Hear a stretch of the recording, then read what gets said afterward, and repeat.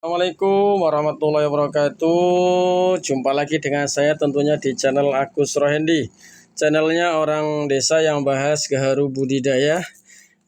Jangan lupa sebelum menonton video saya, jangan lupa like and share dan komen. Nanti setelah selesai baru komen, karena saya suka dikomeni dan mengedukasi kepada para petani gaharu khususnya di Indonesia, pada umumnya di seluruh dunia seperti itu. Jadi inilah bisnis kecil saya dalam hal gaharu budidaya. Jadi dalam hal gaharu budidaya saya tidak mencari isi atau hubal, tapi mencari sesuatu yang laku, yang cepat, laku, praktis. Memang secara kualitas tidak tinggi, tapi secara kuantitas adalah tinggi. Alhamdulillah, saya jalani bisnis gaharu ini sejak 2010.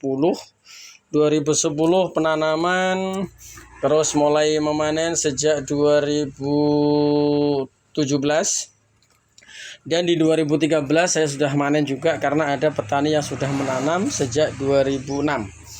Jadi ini tumpukan-tumpukan banyak, ini ada kurang lebih 1 ton itu yang belum saya apa-apain, masih saya tutup, itu saya jemur.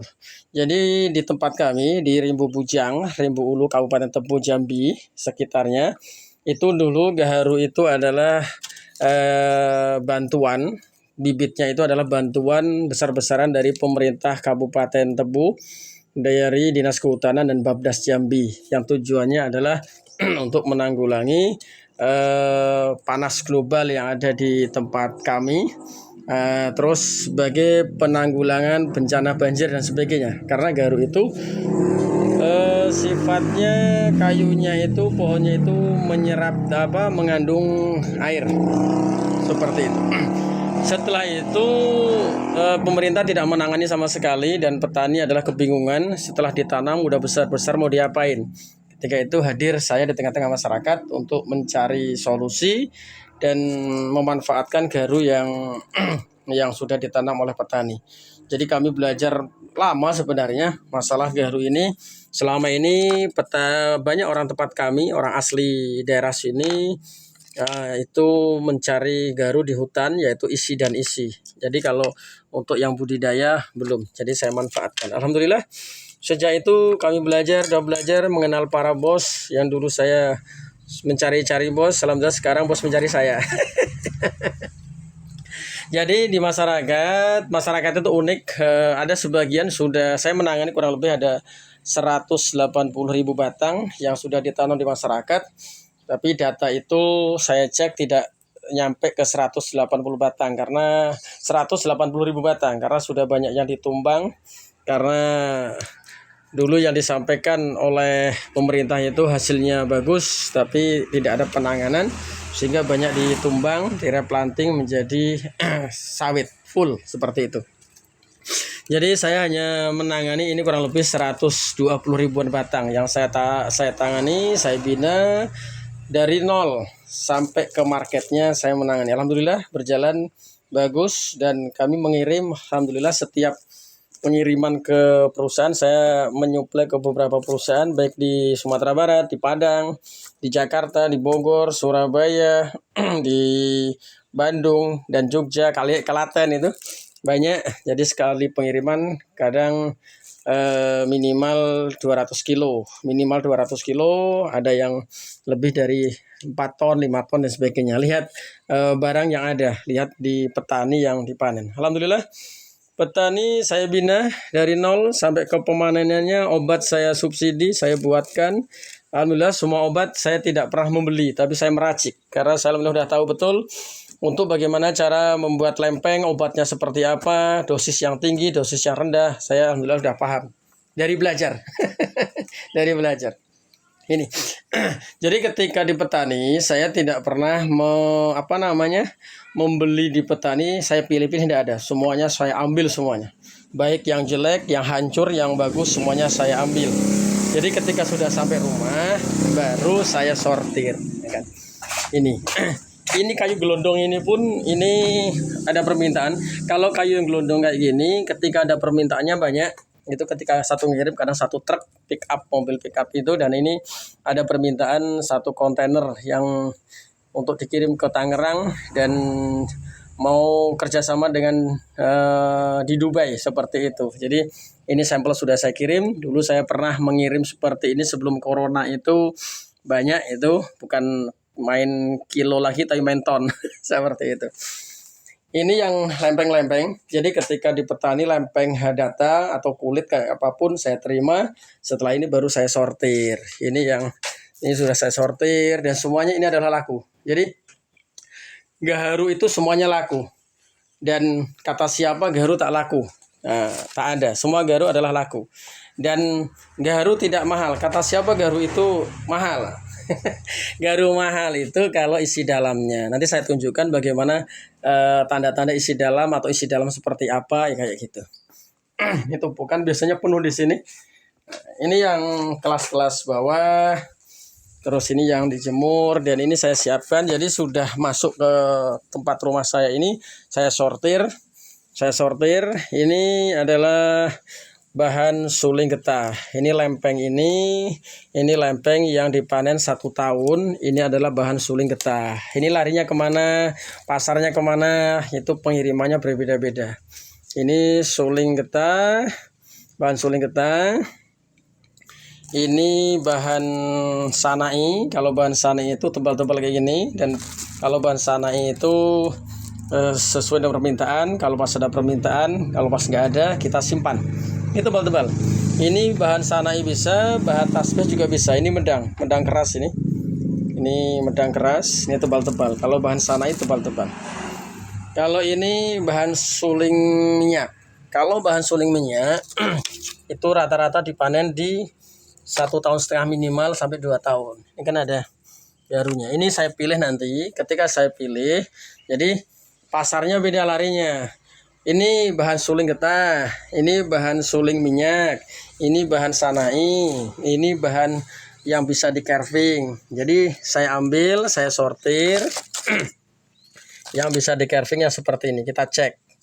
Jadi untuk mengecek gaharu yang bisa di carving atau yang kualitasnya bagus, kita lihat cukup di segininya aja. Jadi ketika pemanenan dipangkas dia nampak ini gaharu. Nah ini ya. Ini jempol saya kena kampak ini kemarin ini. Ini nampak gaharu. Jadi kalau nampak kayak gini kita sisihkan. Ini semuanya ini bisa di carving ini. Kita sisihkan. Setelah disisihkan, nah kita lihat. Nanti kita carving. Nih kalau di carving hitam ini gaharu. Nah, nanti hasilnya seperti ini ya. Ini yang sudah saya carving. Saya carving. Jadi carving itu lempeng carving itu ada yang tebal, ada yang tipis. Ini yang tipis. Ini yang tebal. Ini yang tebal. Ini semuanya adalah hasil rekayasa. Jadi rekayasa itu hanya membantu mengeringkan di luar saja. Adapun gaharunya itu yang proses alam. Ini gaharu alami nih, gaharu alami. Kalau gaharunya semuanya alami. Manusia tidak bisa membentuk gaharu, tidak bisa. Karena gaharu itu terjadi secara alami. Waktu yang panjang, tersinar matahari yang begitu kuat akan terbentuk gaharu. Adapun prosesnya baru bisa kita bantu dengan manusia. Tapi kalau gaharunya secara alami, kita tidak bisa membuat. Ini yang terjadi secara direkayasa, dibantu rekayasa. Kalau yang alami total kayak ini adalah dari dahan. Dahan ini adalah ketika dia itu patah, ini gaharu alami ini. Gaharu alami itu yang terjadi secara alami. Nah, ini yang di dahan, di kayu yang kena semut ini gaharu alami ini. Ini gaharu terjadi secara alami tanpa rekayasa manusia. Ini bagus ini. Ini bagus, cuman hitamnya belum bagus. Nanti kita tembus sampai sini. Nanti kita bersihkan. Nah, seperti itu. Ini yang alami. Jadi sebenarnya banyak orang itu mengatakan gaharu alami dan budidaya. Kalau di hutan alami, kalau ditanam budidaya. Sebenarnya sama. Perlu saya sampaikan bahwa gaharu itu di hutan sama di budidayakan itu sama. Yang membedakan adalah terjadi gaharunya. Bukan gaharunya, tapi terjadinya. Di hutan sama aja, jenisnya sama, melekensis. Ini juga jenisnya melekensis. Terus mungkin boleh jadi yang ditanam itu lebih tua daripada yang di hutan. Kalau di hutan itu dia itu benih jatuh terus tumbuh, sama yang ditanam ada juga yang lebih tua daripada ditanam. Cuman yang mengatakan gaharu alami dan gaharu rekayasa itu prosesnya. Jadi gaharu alami itu prosesnya terjadi secara alami tanpa bantuan manusia. Kenapa bisa dia itu mahal bahkan ratusan juta? Itu karena sudah puluhan tahun, mungkin ratusan tahun terjadi secara alami. Jadi lebih pekat, lebih padat, lebih hitam, kualitasnya lebih tinggi. Karena apa? Ya dia terjadi lama seperti itu. Kayak gini, ini kan lebih lama ini.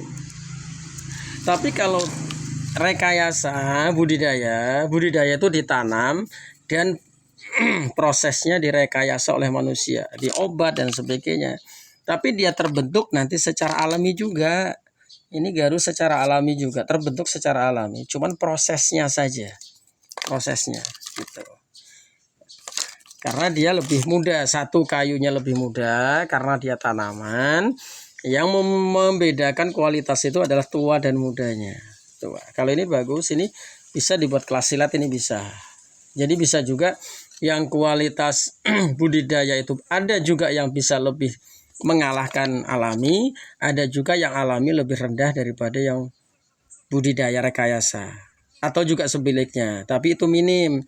Yang paling banyak adalah yang terjadi secara alami lebih kualitasnya bagus karena lebih lama diproses oleh alam, seperti itu. Jadi gaharu yang sudah depan saya sortir semuanya. Oh ini larinya kemana, ini larinya kemana, seperti itu. Dan saya tidak ada ikatan dengan bos, salah satu bos saya tidak ada ikatan, bebas.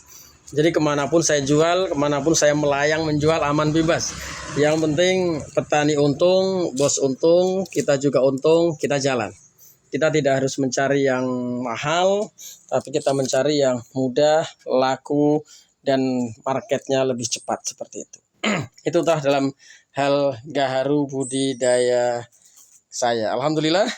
Dari kelas yang ecek-ecek, dulu saya hanya menjual ke domestik Indonesia. Alhamdulillah juga ada beberapa yang sudah saya kirim. Seperti ini, kayak gini, saya kirim ke Medina, ke Saudi, ke Korea juga seperti itu. Ada yang ke Singapura, itu alhamdulillah jalan, laku, bagus, seperti itu. Tapi banyak saya belanja juga. Kalau ada permintaan yang dari Saudi, dari Eropa itu permintaannya yang bagus, saya belanja. Saya belanja ke Papua, ke Kalimantan, kepada kawan-kawan yang mencari gaharu yang di seluruh Indonesia. Tapi ingat, yang di luar yang dicari adalah melekensis. Selain melekensis tidak dicari karena di sana untuk pengobatan dan lain sebagainya. Oke, itulah bisnis kecil yang menghasilkan. Alhamdulillah dulu saya mencari dan sekarang bisa memberi. Seperti itu. Dari bisnis kecil kita bisa membantu kepada warga. Setidaknya kita belum bisa membantu finansial, kita membantu orang mengerjakan orang. Ketika orang kerja, saya bayar dan saya servis. Baik itu bayar harian, biasanya harian, adapun makan dan sebagainya saya tanggung. Seperti itu. Oke, jangan lupa like and share, komen dan komen. Kalau mau komen pribadi ke saya boleh 0852 236 57547. Sekian, mudah-mudahan bermanfaat. Assalamualaikum warahmatullahi wabarakatuh.